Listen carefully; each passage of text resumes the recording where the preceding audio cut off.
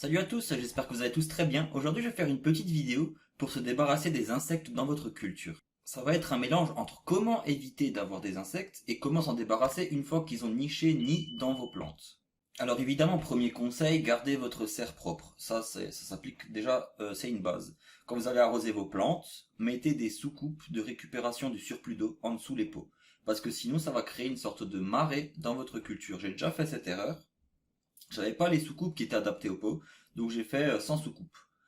Alors effectivement, l'eau va s'évaporer, ça va sécher très vite avec la température et la lumière, mais il suffit de quelques heures pour que déjà des petits moustiques, des petites mouches vont commencer à être attirés par cette humidité, cette chaleur. Donc ils vont venir, ils vont commencer à créer des œufs à l'intérieur des pots dans la terre de vos plantes. Et le souci, c'est que ces petites bestioles, en fait, ça va créer des petits vers. Et ces petits vers vont se nourrir des racines de vos plantes. Alors, ça s'applique pas pour tous les nuisibles. Il y a différents nuisibles possibles dans une culture. Déjà, dans un premier temps, il faut identifier votre nuisible. Il existe des anti-insectes qui sont un peu polyvalents, mais le mieux, c'est de connaître son ennemi, de connaître son nuisible. Pour ça, vous allez regarder simplement en mettant, par exemple, des petits scotch jaunes qui va attirer, coller les nuisibles, et là vous pourrez vraiment les identifier. Donc déjà identifiez vos ennemis, et pour éviter que vous avez des insectes, commencez par avoir une serre propre. Ne pas avoir des flaques d'eau dans votre culture, des surplus d'arrosage, des températures qui ne sont pas adaptées, etc. Ensuite, arrosez correctement vos plantes. Si vous faites un surplus d'eau, naturellement vous allez avoir tendance à attirer l'insecte. De plus, si vous surfertilisiez et que vous arrosez trop, ou l'un ou l'autre, non seulement vous allez attirer les insectes, mais en plus vous allez rendre vos plantes beaucoup plus fragiles et elle ne pourra pas ou moins correctement se défendre face aux nuisibles. Donc vous allez d'un côté renforcer l'insecte et de l'autre côté affaiblir vos plantes. Donc arrosez correctement, fertilisez correctement, veillez à ce que votre serre soit propre et qu'il n'y a pas d'eau stagnante. Ensuite, admettons que vous êtes dans le cas où vous êtes envahi par l'insecte. Vos plantes se font bouffer, vous voyez les feuilles qui commencent à devenir un peu malades, les racines se font dévorer, votre plante a stoppé ou grandement réduit sa croissance, vous avez des productions extrêmement petites par rapport à ce que vous auriez dû avoir, ou du moins dans un sens de croissance, la plante ne va pas se développer correctement. Donc déjà, il y a une chose qui peut fonctionner, c'est le purin d'ortie. Alors pour ce faire, vous allez prendre 1 kg de feuilles d'ortie, que vous allez mélanger avec 10 litres d'eau. Vous allez bien remuer, bien mélanger le tout. Et ensuite, vous allez laisser reposer ça pendant 15 jours. Alors, le purin d'ortie, pour moi, c'est plus avant de se faire envahir. Dans le sens, si vous laissez pendant 15 jours, par exemple, votre purin d'ortie, pendant 15 jours, l'insecte aura le temps de faire des ravages. Surtout si vous êtes en culture avec de l'automatique, où vous pouvez pas rallonger la période de croissance, vous allez perdre 15 jours sur votre récolte. Donc le purin d'ortie, c'est plus en prévention que pour agir. Maintenant, si vous avez du purin d'ortie, vous pouvez effectivement l'utiliser. Ou en faire si vous n'avez pas d'autres moyens. Donc 1 kg de feuilles d'ortie pour 10 litres d'eau. Vous remuez le tout et vous laissez reposer pendant 15 jours, à température ambiante, ni plus ni moins. Ensuite, deuxième solution, vous pouvez utiliser des coccinelles. Donc les coccinelles, elles vont se nourrir des insectes, des nuisibles. Le souci, c'est que ça va pas forcément suffire, parce que l'insecte, il aura le temps, avant de devenir volant, de se développer dans la terre. Donc ça sera d'abord une larve qui va ensuite devenir un insecte, qui va ensuite se faire dévorer par la coccinelle. Sauf que la larve, elle aura le temps de dévorer les racines de vos plantes. Et les larves, ils vont continuer à venir et venir et venir. Il y en aura de moins en moins avec le temps, mais il y en aura toujours. Donc ça sera pas une solution immédiate. La coccinelle, donc ça sera pas immédiat, mais en prévention, ça peut être utile de mettre quelques coccinelles dans votre culture.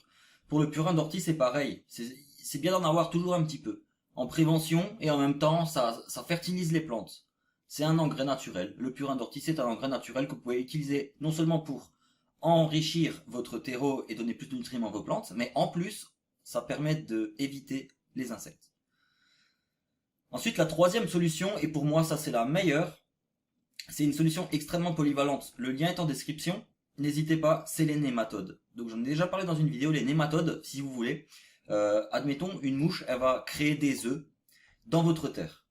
Ces œufs-là, quand ils vont éclore, ils vont se nourrir des plus petites fines racines de la plante. Et donc du coup, ça va être problématique pour la croissance de la plante. Parce que c'est pas seulement, je te dévore quelques racines, mais il t'en reste encore beaucoup, donc tu peux continuer d'absorber l'eau et les nutriments. Quand la plante se fait dévorer, qu'elle a une souffrance, ou quand tu tailles ta plante, elle va avoir un stress. Ça s'appelle un stress métabolique. Et en fait, avec ce stress, elle va se mettre en pause. La plante ne va plus se développer, elle ne va plus créer de tête, elle va plus créer de feuilles, elle va même potentiellement commencer à tomber malade, à choper des infections, etc., etc.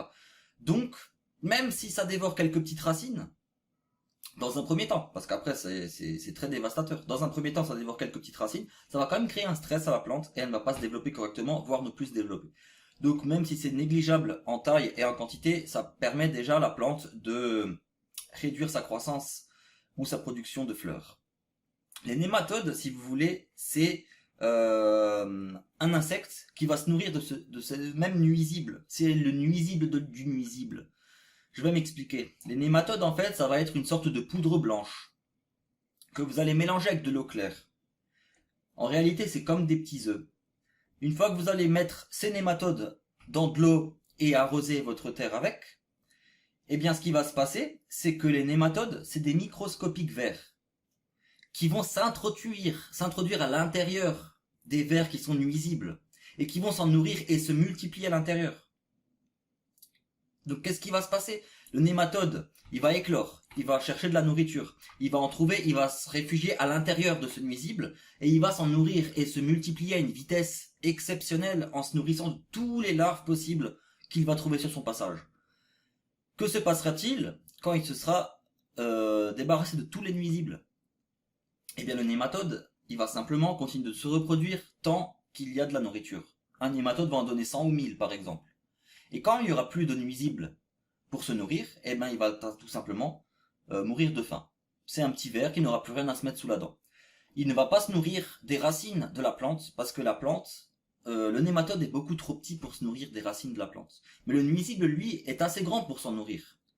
Donc le nématode va se nourrir du nuisible, et ensuite, il va plus pouvoir se nourrir, et il va disparaître aussi rapidement qu'il est venu. Donc, au bout de à peu près 3, 4, 5 jours, que vous allez introduire le nématode, vous serez partiellement ou totalement débarrassé des nuisibles. Et tant qu'il y aura des nuisibles, les nématodes continueront à faire le boulot. Donc les nématodes, pour moi, c'est la meilleure chose qu'on puisse utiliser. Après, il faut bien identifier son nuisible, car le nématode va fonctionner pour certains nuisibles et pas pour d'autres. Le nématode va extrêmement bien marcher pour tous les nuisibles qui pondent à l'intérieur du terreau de votre plante. Ça va donner des petits vers avec lesquels le nématode va se nourrir. D'autres nuisibles qui restent plutôt aériens ou qui pondent en surface, il ne va pas être efficace. Mais le nématode est très polyvalent. La plupart des moucherons, des pucerons, ça fonctionne.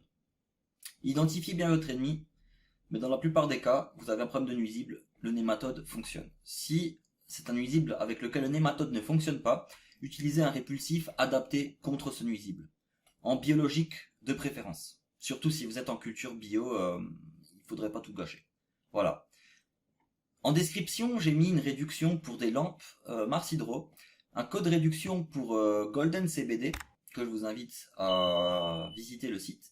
Et ensuite, en description, en bas de la description, il y a tout un tas de produits destinés à votre culture. Donc si vous avez besoin de quelque chose, n'hésitez pas, tout est en description. Ainsi que tous mes différents réseaux sociaux.